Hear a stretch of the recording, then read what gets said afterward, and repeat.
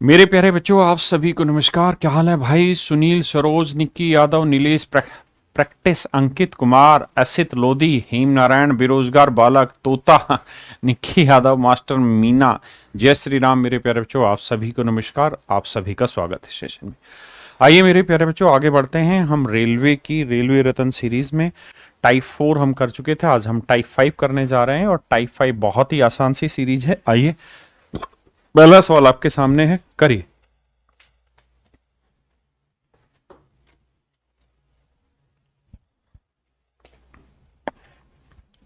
देखिए मेरे बच्चे, सवाल में कह रहा है संख्या ए संख्या बी की 8 गुनी है। कहता है एक संख्या ए है, ये संख्या बी की 8 गुनी है, यानी बी का मान 1 है तो संख्या ए कितनी है? 8। ऐसा वो कह रहा है, मैं नहीं। तो सवाल में कह रहा है संख्या बी संख्या ए से कितना प्रतिशत कम है। तो भाई जो बी है वो ए से कितना कम है? तो आप कहेंगे जी 7 कम है 8 से। तो 7 कम है 8 पे कितना परसेंट? अब देखो 7/8 का परसेंटेज वैल्यू देखेंगे तो आप 7/8 को ऐसे लिखा करो मन मन में, 1 - 1/8। तो 1 का मतलब हुआ मेरे बच्चे 100% और 1/8 का मतलब हुआ 12.5%। जब मेरे राजा घटाएंगे तो 12 की जगह 13 घटाएंगे तो आंसर आएगा 87.5। ऑप्शन सी मेरा राइट आंसर है। आइए भाई, सुमित, कुमार, महेश, मीना जी बताइए। कहता है ए के वेतन बी के वेतन से 20% कम है। कहता है ए की सैलरी बी से 20% कम है। 20% की फ्रैक्शन मेरे प्यारे बच्चों 1/5। 1/5 यानी बी की सैलरी 5 है तो ए की 1 कम मतलब कितनी होगी? 4। तो सवाल में कह रहा है बी का वेतन ए के वेतन से कितना ज्यादा है, तो बी की सैलरी ए से कितनी ज्यादा है? तो 1 ज्यादा। तो 1 ज्यादा 4 पे तो 100 पे कितना?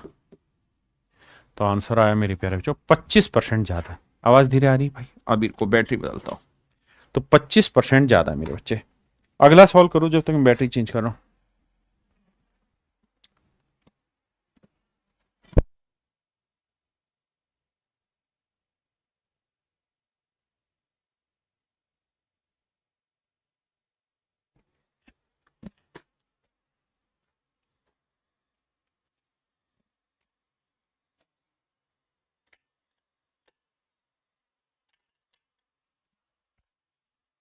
आइए बाबू, कहता है A's income is 25% less than that of B's income.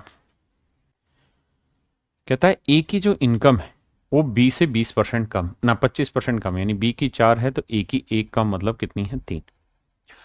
और कहता है whose income is 40% more than C. और कहता है बी की इनकम सी से 40% ज्यादा है। 40% का मतलब 2/5, यानी सी की इनकम 5 है तो बी की इनकम 2 ज्यादा। मेरे बच्चे कितनी हुई? 7। आपने कहा जी ओके। तो सवाल में क्या, and C's income is 20% less than D's income, और सी की इनकम डी से 20% कम है, यानी डी की 5 है तो इसकी 1 कम मतलब कितनी है? 4। ये मेरे प्यारे बच्चों बेसिक डाटा है। मुझसे सवाल में पूछ रहा है what percentage is as income more than C. तो मुझसे सवाल में कह रहा है कि भाई बताओ ए और सी की इनकम का रिलेशन क्या होगा। तो मेरे बच्चे हमें सी और डी को लेने की जरूरत ही नहीं है। जब मुझसे कंपैरिजन ए और सी में ही पूछा हुआ है तो अब आपको रेशियो निकालना आता होगा। 7 या 21 आया और 5 चौक 20 आया, तो ये आ गया रेशियो। तो सवाल में कह रहा है what percent is as income more than C. तो ए की इनकम सी से कितनी ज्यादा है? तो सी से 1 ज्यादा है। 1 ज्यादा 20 पे तो 100 पे कितना? तो आंसर आया 5%। तो आंसर आया मेरे भाई 5%।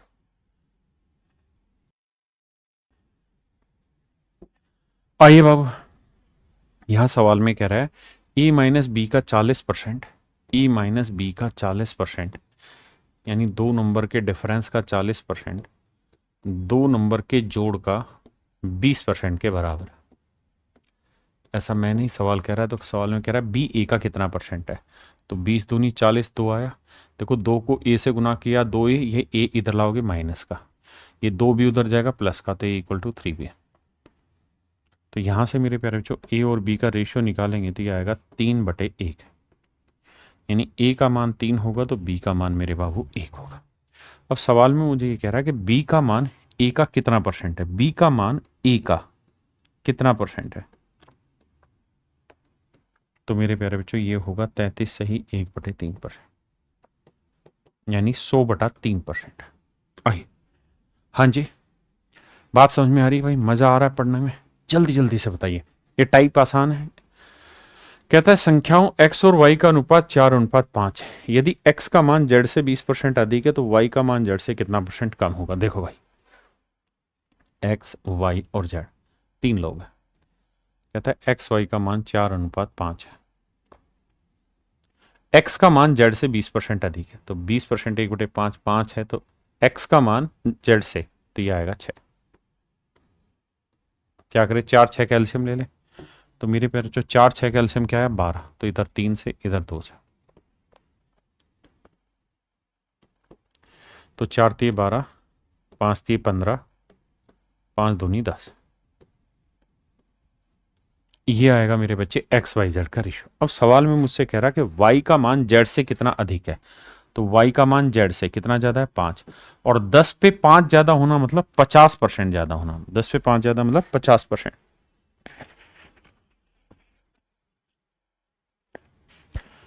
आइए बाबू, देखिए जी, सवाल में कह रहा है नए बजट में पेट्रोल के मूल्य में 20% की वृद्धि हुई। एक मोटर चालक को पेट्रोल की खपत में कितने प्रतिशत की कमी करनी चाहिए जिससे उसके पेट्रोल पर होने वाला खर्च न छिड़े? देखो यार, यहां कह रहा है कि जो एक्सपेंडिचर है वो फिक्स रखना है। तो बाबू ये सोचो कि कीमत अगर 20% बढ़ी है तो मतलब खर्चा भी 100 से कितना हो गया, 120। हमें खर्चा करना कितना, उतना ही, यानी 100 ही रखना है। तो कितने की कमी करनी पड़ेगी, 20 की। तो 20 की कमी 120 पे हमें करनी पड़ेगी, तो 100 पे कितना, मतलब 20 से कम 20, 20 छः 120, 1/6 यानी 16 सही 2/3%। Option D. दूसरा तरीका ये कि ऐसे सवालों में ये देखा करो, कीमत अगर 20% बढ़ी है तो मतलब 5 से 6 हुई है। तो अगर ये मेरे बच्चे प्राइस का रेशियो होगा तो एक्सपेंडिचर का जो रेशियो होगा वो उल्टा हो जाएगा, 6 से 5। सॉरी, कंजप्शन का रेशियो, माफ करिएगा। अगर हम खर्चा बराबर रखना चाहते हैं तो कंजप्शन का रेशियो हो जाएगा 6 से 5। मतलब पहले 6 किलो यूज कर रहे थे तो अब करनी होगी 5 किलो, तो कितने की कमी, 1 की कमी 6 पे, तो यानी 16 सही 2/3%। हाँ जी, मोहम्मद गुलाम जी, मिथुन पॉल जी, शोभित राय जी, तेजस्वी प्रसाद, बढ़िया बेटा। आए,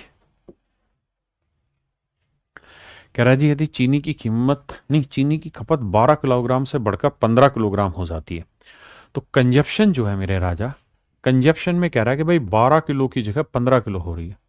तो यहां से अगर इनके कंजप्शन का रेशियो देखें तो 3 चौक 12, 3 5 15। अगर कंजप्शन का रेशियो 4 5 है तो प्राइस का रेशियो क्या होगा मेरे बच्चे, 5 6। प्राइस का रेशियो 5 4। तो सवाल में कह रहा है कि प्राइस में हुई वृद्धि ज्ञात करें, हैं? तो भैया कंजप्शन का रेशियो अगर 4 5 हो रहा है, 12 से 15 हो रहा है, तो प्रतिशत वृद्धि है पूछ कर रहा है, then find the percentage growth. The consumption of sugar increase from 12 to 15 kilogram. अबे ये तो फिर बिल्कुल ही फुद्दू सवाल है। कहता खपत अगर 12 से 15 किलो होगी तो बताओ प्रतिशत वृद्धि बताओ तरीके। तो 4 में 1 बढ़ना मतलब 25%, तो कंजप्शन यानी 25% बढ़ गई। आइए बाबू, कहता है पेट्रोल के मूल्य में 52% की वृद्धि होती है तो इसकी खपत में कितने प्रतिशत की कमी की जानी चाहिए ताकि उस पर होने वाला खर्च केवल 14% बढ़े? ये सवाल बढ़िया है। यहाँ क्या है, खर्चा भी इंक्रीज हो रहा है, कीमत भी इंक्रीज हो रही है।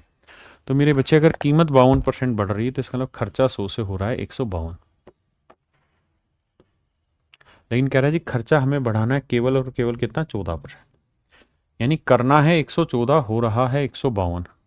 तो कितने की कमी हो करनी पड़ेगी, तो 38 की कमी करनी पड़ेगी। तो मेरे प्यारे बच्चों 38 की कमी करनी पड़ेगी 152 पे। तो हमें ये देखना है यार 100 पे कितने की कमी करनी होगी।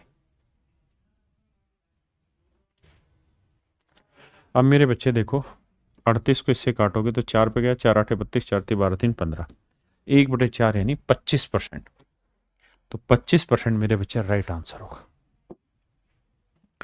आइए बाबू, सवाल में कह रहा है the price of tomatoes increase by 25%। कहता है टमाटर की कीमत में 25% की वृद्धि हो गई और सुधा टमाटर पर केवल 15% अधिक खर्च करना चाहती है, तो उसके कंजप्शन में कितनी कमी करें कि भैया खर्चा केवल 15% हो? तो मेरे बच्चे बताओ, टमाटर की कीमत 25% बढ़ गई तो इस हिसाब से खर्चा 100 से हो जाएगा 125, लेकिन हमें बढ़ाना खर्चा केवल 15% है, यानी 100 से 115 करना है। तो खर्चा करना है 115, हो रहा है 125, तो कितने की कमी करें बाबू? 10 की। तो 10 की कमी 125 पे, तो कह रहा जी 100 पे कितना? तो देखो यार, 5 दूनी 10, यह आया 25, 1/25 4%, 2/25 8%, यानी उसकी खपत में हमें 8% की मेरे राजा कमी करनी होगी। मजा आ रहा है भाई? 2x की स्पीड चल रही है आपकी, बढ़िया। देखो सवाल आसान है तो जल्दी जल्दी करा रहा हूं, पढ़ो एक बार सवाल को।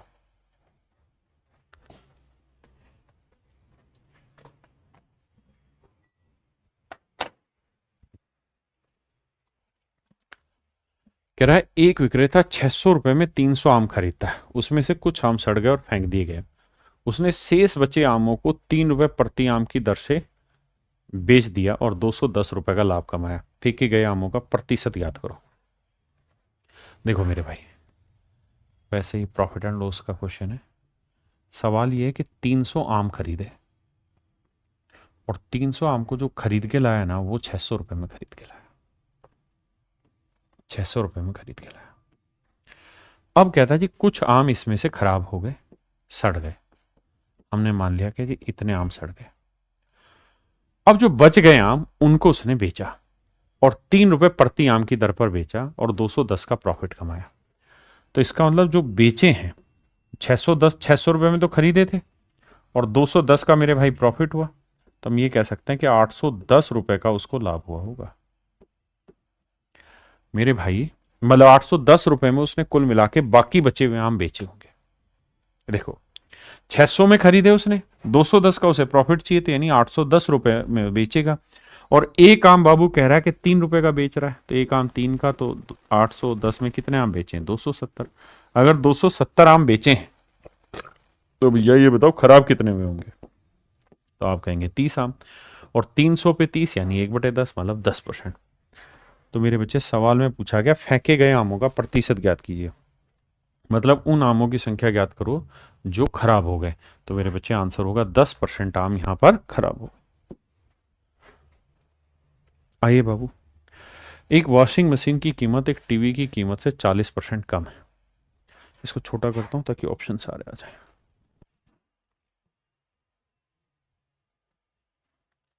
सवाल में कह रहा है एक वॉशिंग मशीन की कीमत एक टीवी की कीमत से 40% कम है,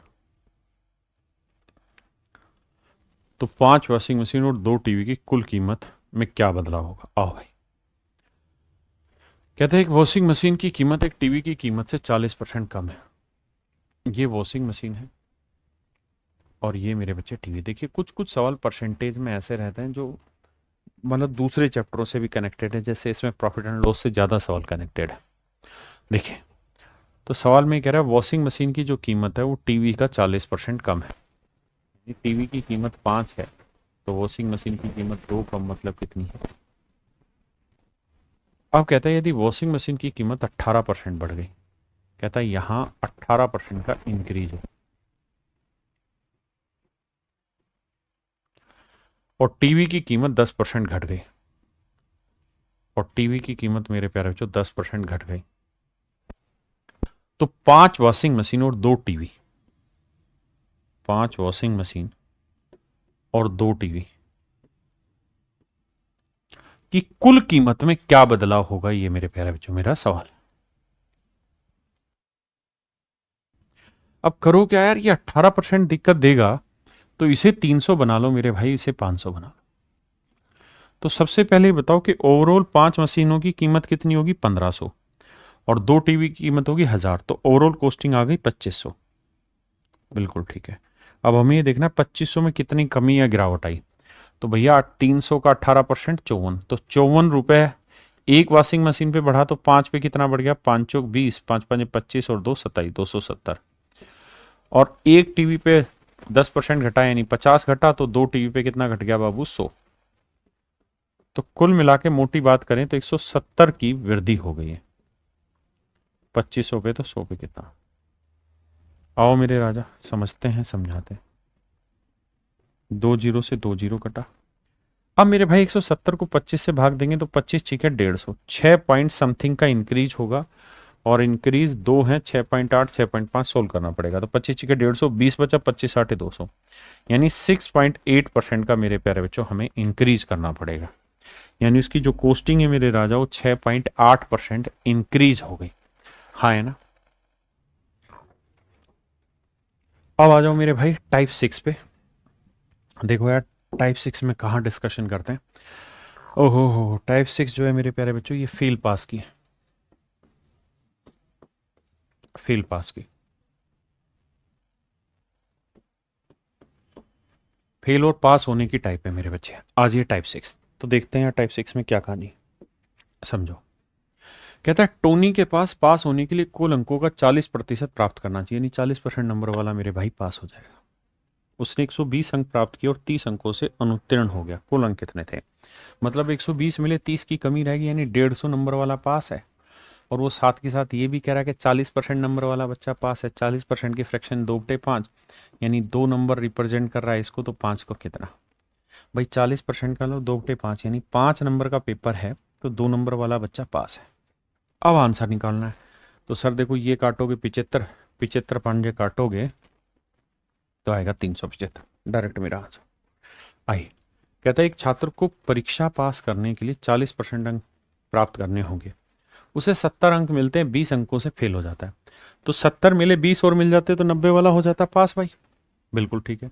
और ये 90 जो है ये 40% के बराबर है। 40% यानी 2/5, तो 45 पांजे होगा 225, यानी 225 नंबर वाला मैक्सिमम मार्क्स होगा। यहाँ पे भी 375 वाला मैक्सिमम मार्क्स होगा।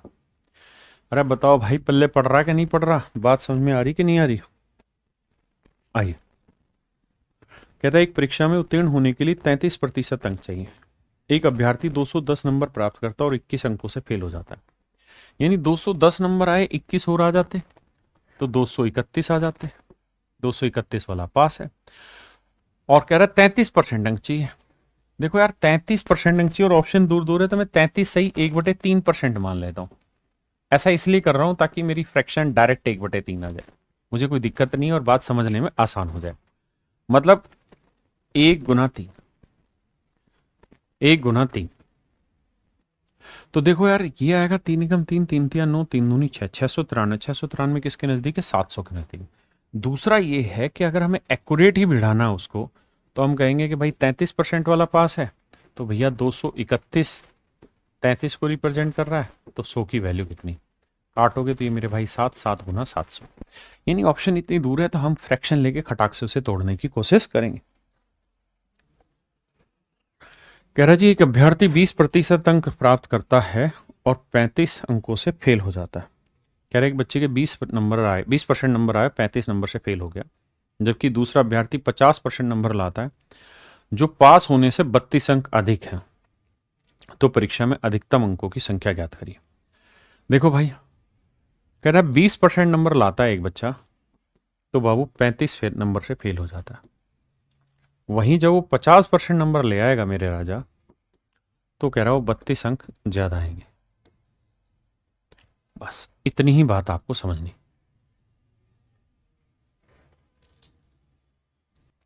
अब मेरे बच्चे ये बताओ यहां डिफरेंस कितना आ रहा है, तो 30%।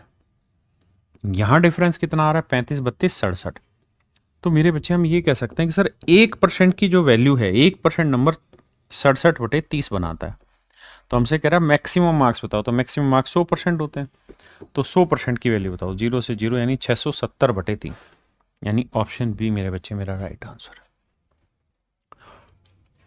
आइए बाबू,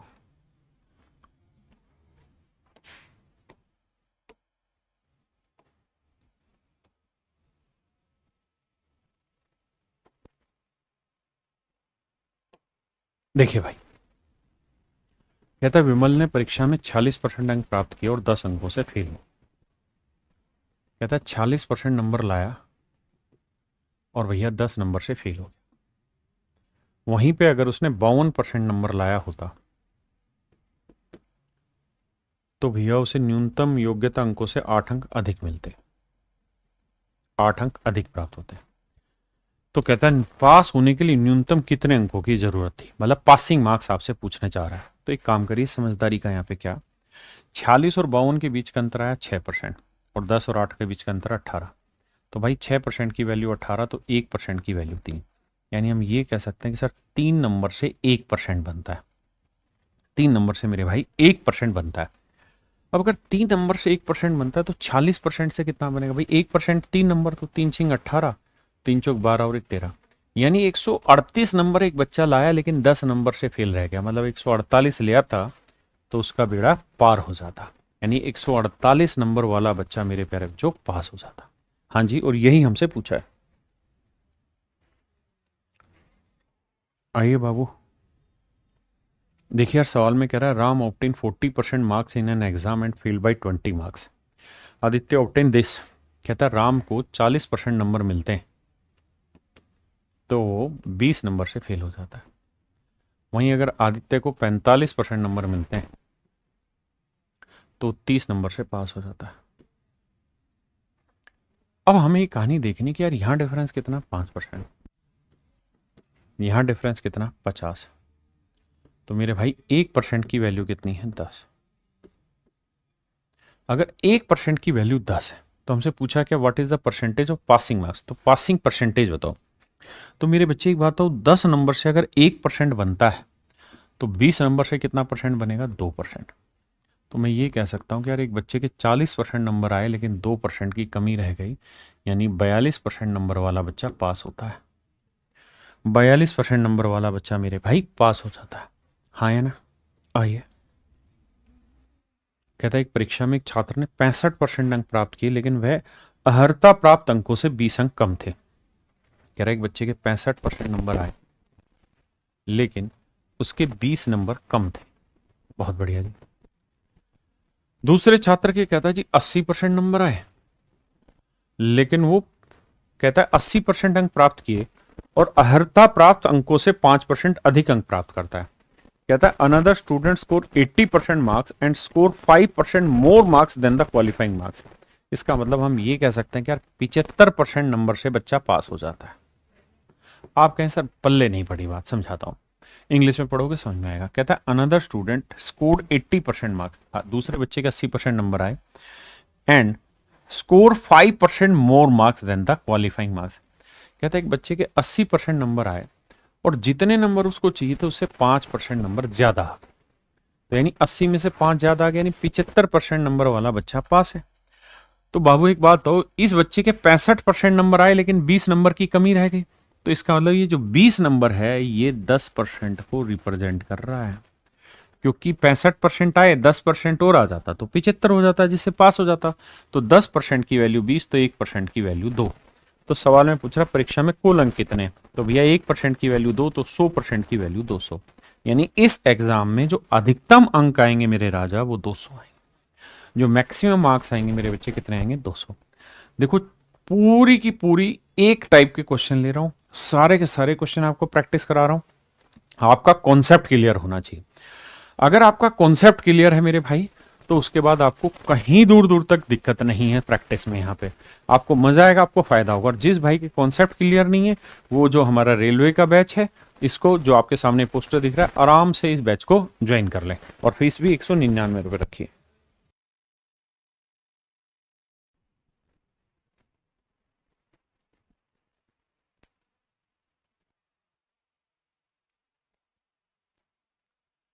देखो बाबू, सवाल में कह रहा है कि स्कूल में लड़के और लड़कियां, बॉयज एंड गर्ल्स, लड़के और लड़कियों की संख्या का अनुपात 5:6। कह रहा जी 20% लड़के और 25% लड़कियां छात्रवृत्ति धारक है, तो कितने परसेंट बच्चे ऐसे हैं जिनको छात्रवृत्ति नहीं मिलती। आओ भैया, देखो यार, टोटल बच्चे अगर लोगे तो 11 बन जाए। बेटर तरीका ये है कि आप 50-60 मान लें या 500-600 ले लें, तो टोटल बच्चे हो गए 1100।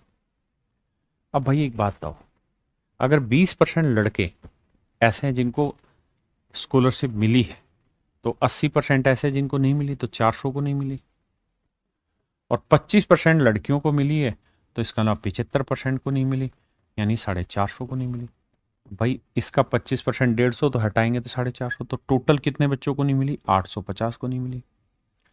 तो हम यहाँ से एक बात कह सकते हैं कि भाई 850 बच्चे ऐसे हैं 1100 में से जिनको छात्रवृत्ति नहीं मिली, और यही परसेंटेज हमसे पूछा है। तो 11 7 77। अच्छा, हमसे तो 850/11 में ही दे रखा है ना। हाँ, तो मेरे भाई डायरेक्ट मेरा ऑप्शन बी ही यहाँ पे आंसर होगा। हाँ जी,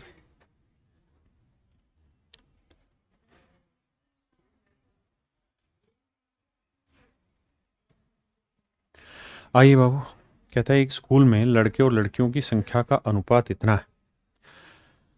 कहता है भैया लड़के हैं 3 तो लड़कियां हैं 2। लड़के और लड़कियों की संख्या का अनुपात 3:2, तो टोटल बचे हुए मेरे बच्चे 5।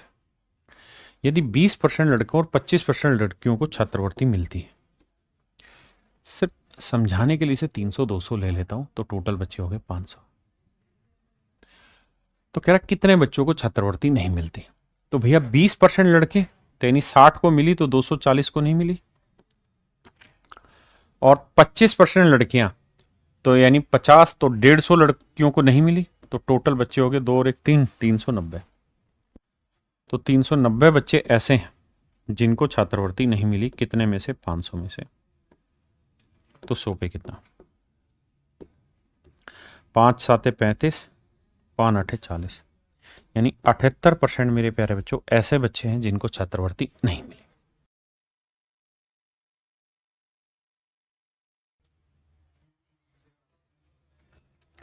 अब देखिए यार, इसी सवाल को और इससे पीछे वाले सवाल को अगर आपको मिश्रण की समझ है तो मिश्रण से भी कर सकते हैं। मैं मिश्रण वाले मेथड से सिखाता हूं। अब जरा ध्यान देना, जिनको समझ नहीं है वो परसेंटेज वाला मेथड ही अप्लाई करें, जिनको नहीं है वो परसेंटेज, जिनको है वो मिश्रण करें। भाई लड़के और लड़कियां, इनकी संख्याओं का अनुपात 3:2। कहता है 20% लड़के को मिली है स्कॉलरशिप, तो 80% को नहीं मिली। और 25% लड़कियों को मिली है, तो 75% लड़कियों को नहीं मिली। तो कहता है बताओ टोटल कंबाइंड में कितने बच्चों को मिली होगी? तो पहली बात तो ये कि जो भी थोड़ा सा समझदार बच्चा होगा वो ये जानता है कि सर हम 80 और 75% का मिश्रण कर रहे हैं। ये वही बच्चा समझेगा जिसने मिश्रण पढ़ा होगा। तो हमेशा ही 80 और 75 के बीच का आंसर होगा। ये छोटा है 75 से, ये 80 से बड़े, तो केवल और केवल एक ही ऑप्शन था जो 80 75 में सेट होता है। दूसरा, अगर करना पड़े तो क्या किया जाए? करना पड़े तो करो ये दिमाग दौड़ा के कि भाई 80 और 75 का डिफरेंस कितना है? 5। 5 को 3 2 में बांटना होता है, तो 3 2 में बांटोगे तो ये 3 2 ही आएगा, तो ये डिफरेंस 3 आएगा, ये डिफरेंस 2 आएगा। अब मेरे भाई ये बताओ, ये वाली वैल्यू इससे छोटी होगी कितनी? 2। तो इसका मतलब ये वाली वैल्यू 78 होगी। ओके रिपोर्ट है सर, कोई दूर दूर तक दिक्कत नहीं। आइए,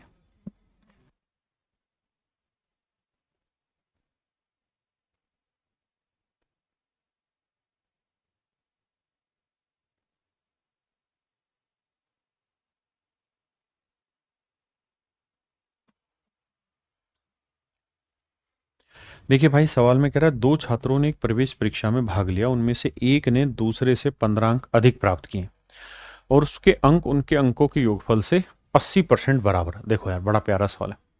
2 बच्चे ए और बी, कहता है एक ने दूसरे से 15 नंबर ज्यादा लिए। एक ने दूसरे से 15 नंबर ज्यादा लिए, बड़ी बात समझना। And his marks are equal to 80% of the sum of their marks. कहता है इनमें से ये बंदा है ए। सवाल में ये कह रहा है कि ये जो ए है इसके ज्यादा नंबर आए होंगे, तो इसके दूसरे से 15 ज्यादा नंबर। आपने कहा ठीक रिपोर्ट है, मान ली बात। अब सर वो ये कह रहा है कि वन ऑफ देम, ये वन जो है ना इसका नाम मैं कुछ भी रख देता हूं, ए रख देता हूं, कि ए को 15 नंबर ज्यादा मिले हैं दूसरे से, and his marks are equal to 80% of the sum of their marks. और कहते हैं इसके जो नंबर हैं वो दोनों के जोड़ का 80% है। अगर दोनों का जोड़ 100 है मेरे प्यारे बच्चों, दोनों का जोड़ 100% है, तो इसका मतलब ए के जो नंबर है वो 80% है। बड़े ध्यान से समझ में लैंग्वेज को, हमें चीजों को वर्बली ब्रेक करना है। सवाल में कह रहा है कि एक को जो नंबर मिले वो दोनों के जोड़ का 80% मिले, इसका मतलब सीधी सी बात है इसको 20% नंबर मिले हैं। यानी यहां से अगर मैं चाहूं तो रेशियो निकाल सकता हूं 4:1। तो पहली बात तो ये कि दोनों संख्याओं का अनुपात 4:1 होगा। डिफरेंस 15 है, तो 4 और 1 का अंतर कितना हुआ? 3। 3 यूनिट 15 है, तो 1 यूनिट 5, तो ये संख्या 5 होगी और ये संख्या 5 चौक 20 होगी। तो मेरे भाई दो संख्याएं पूछी, एक 5 हो जाएगी, एक 20। ये मेरा राइट आंसर।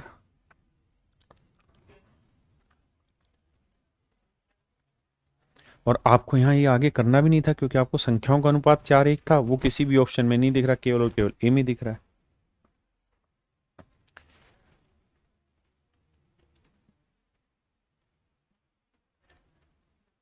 देखिए भाई सेम ही सवाल है, लैंग्वेज को प्रीफर करेंगे पहले।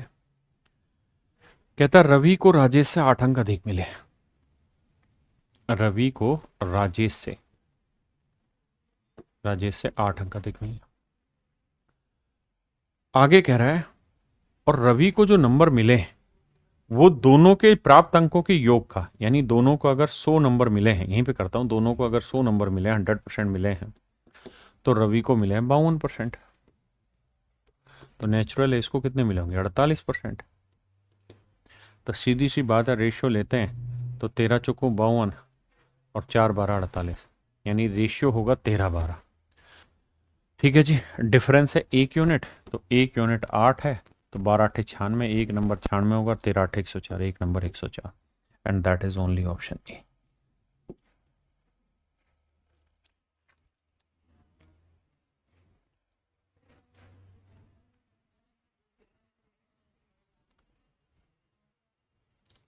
देखो यार, कहता है एक परीक्षा में 85 बच्चे हैं, इन 85 में से 40 बच्चे ऐसे थे जिनके 50% से कम स्कोर आया, यानी 50% से कम स्कोर जिनका आया है उसके ऊपर मैं माइनस का साइन लगा दे रहा हूँ, और जिनके 50% से ऊपर स्कोर आया उसको प्लस पॉजिटिव लिखा देता हूँ। तो कहता है 50% से कम वाले बच्चे हैं 40। ठीक है जी, 85 में से 40 बच्चों ने 50 से कम स्कोर किया। और तो भाई बाकी 85 में से 40 हटाएंगे तो कितने बच्चे बचे? 45। तो 45 बच्चे होंगे जिनके 50 से ज्यादा है।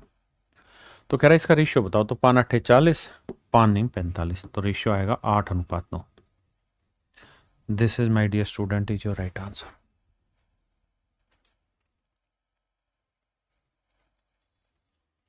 आओ बाबू, बहुत बढ़िया सवाल है, मजा आ जाएगा।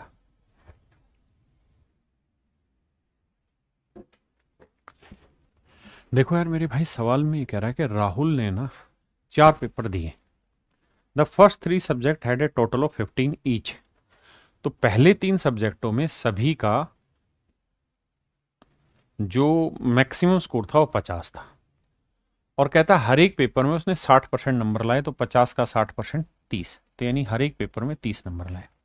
तो कुल मिला के पहले 3 पेपरों में 50 गुना 3 यानी 150 थे मैक्सिमम मार्क्स, और जो स्कोर है हुआ है उसका वो 60% था। तो भैया 30 या 90 या 50, 150 का 60% निकालेंगे, 90 नंबर आ गए। अब कह रहा है चौथा पेपर कितने का था ये हमें बताना है मैक्सिमम, लेकिन चौथे पेपर में जो उसके नंबर आए हैं वो 54 आए हैं, उसका ओवरऑल स्कोर जो आया वो 144 है। और कहता है इस तरीके से उसके परसेंटेज ऑफ मार्क्स बिकम 64%, उसके कुल मिला के 64% नंबर बने।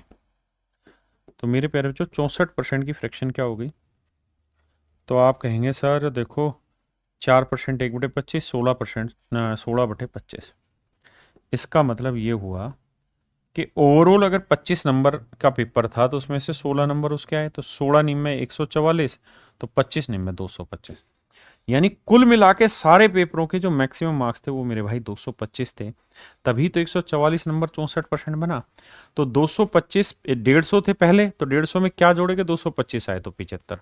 यही हमसे सवाल में पूछा था कि भाई चौथे पेपर में मैक्सिमम मार्क्स कितने। ये मेरे प्यारे बच्चों मेरे सवाल का सही उत्तर होगा।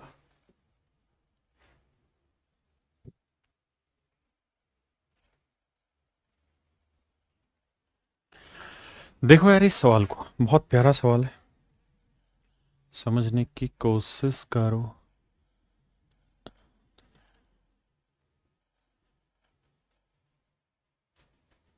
देखिए मेरे प्यारे बच्चों, सवाल में कह रहे हैं student probably got sum of the maximum marks as a percentage it was 75%। कहता है एक बच्चे के ना मतलब 75% नंबर आए। 75% की अगर मेरे भाई फ्रैक्शन की बात करें तो ये बनी 3/4। अगर मैं डिटेल में कहूं तो ये कह दूंगा कि भाई मैक्सिमम मार्क्स 4 थे, तो जो स्कोरिंग रन थे उसके वो थे मेरे भाई 3। मैक्सिमम मार्क्स 4 थे मेरे भाई, तो स्कोरिंग रन थे 3।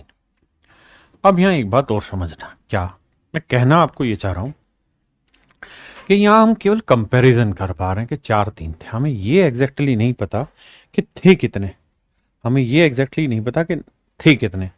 तो एक तो तरीका है डिटेल में करने का कि मान लेते हैं एक्स क्वेश्चन मतलब एक्स मार्क्स और ईच क्वेश्चन,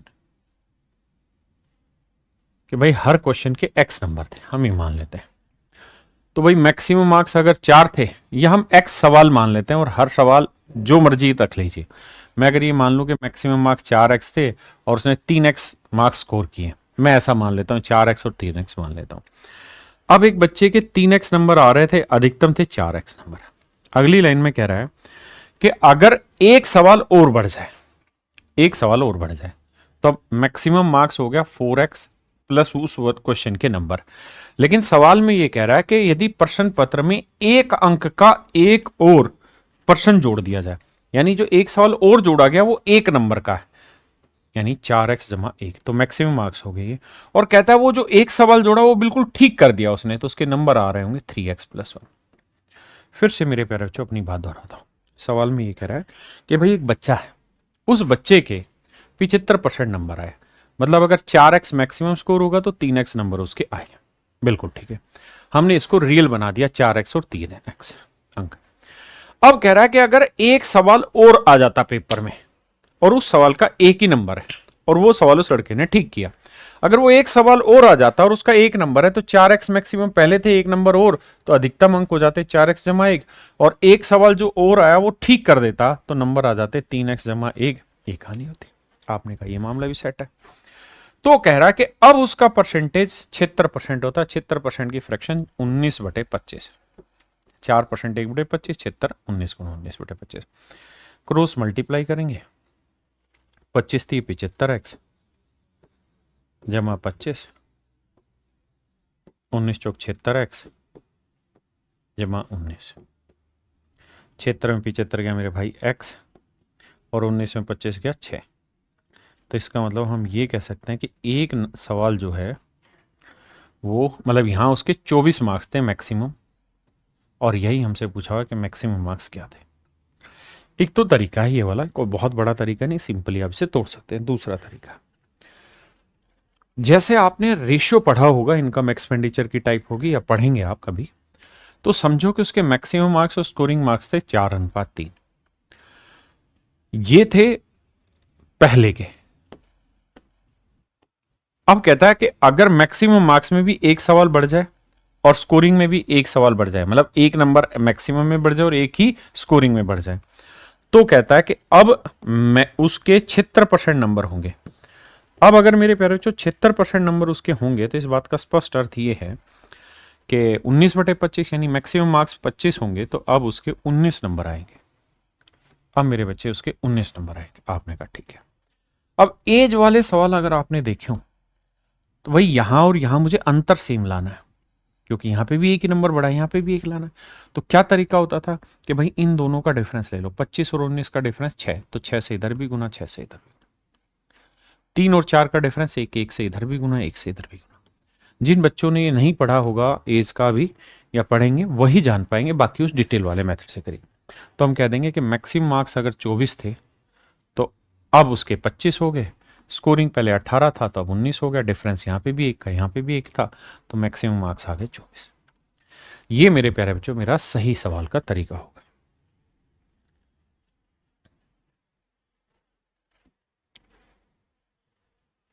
आइए भैया,